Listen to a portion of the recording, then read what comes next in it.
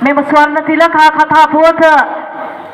එක්තරා මවක් සහ දියණියක් අනුරාධපුර ප්‍රදේශයේ උපත ලබා වුණ පින්වතුනි මේ මව සහ දියණිය මල් පූජා කරන්න විහාරස්ථානයකට යනවා. මව සහ දියණියයි එදා මල් ටික පූජා කරන්න පන්සල වෙත ගියා එදා මානෙල් පූජා කරන්න මල්ලාසන අපිරිසිදුයි කොහොමද පූජා කරන්නේ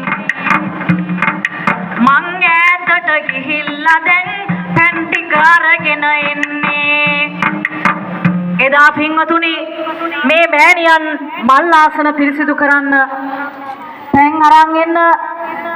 ටිකක් ඈතට යනවා මේ දියණිය පන්සලේ තියලා මේ දියණිය අතේ නිල් මානෙල් මිටියක් තියෙනවා ස්වර්ණ තිලකා කතා පුවතයි මේ ගෙනහැර දැක්වන්නේ ස්වර්ණ තිලකා ඒ නිල් මානෙල් ටික මව නැති වෙලාවේ පූජා කළා ප්‍රාර්ථනාවක් කරන්න ඕන කියලා හිතනවා පින්වතුනි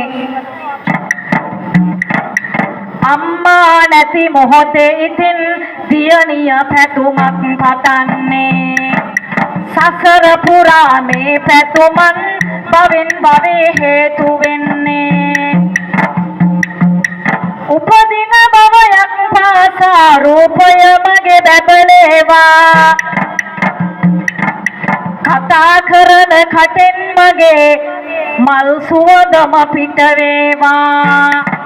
නිල් මහනෙල් සුවඳ මගේ හත්ගව්වක් විහිදේවා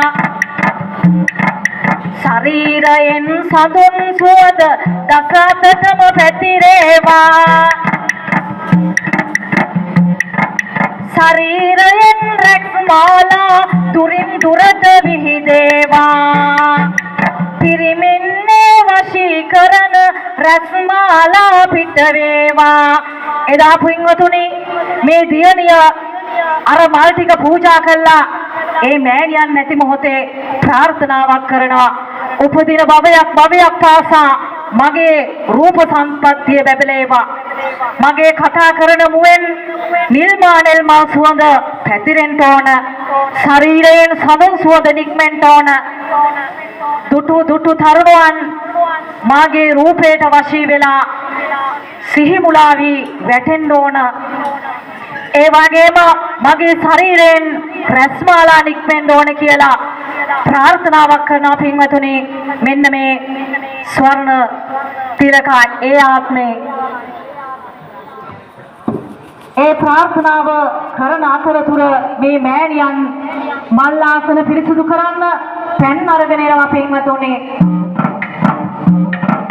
මොකන්ද මේ සැඩොල් කෙල්ල කරලා තියන අපිරිසිදුවම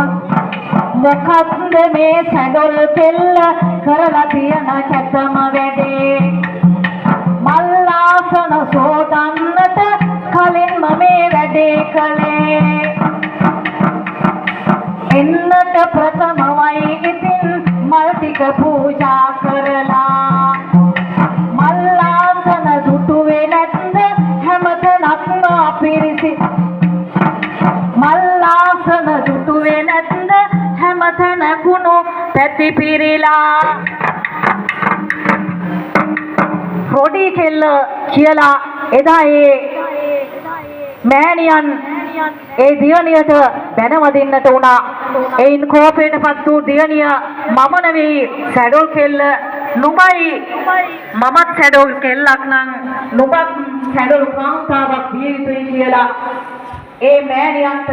ප්‍රකාශ කරන්න උනා දැනවදින්න උනා පින්වතුනි හොඳයි එහෙමනම් ඉතිරි කතා පොත විස්තර කරන්නම් දැන් කීයද තියෙන්නේ අපේ රසබ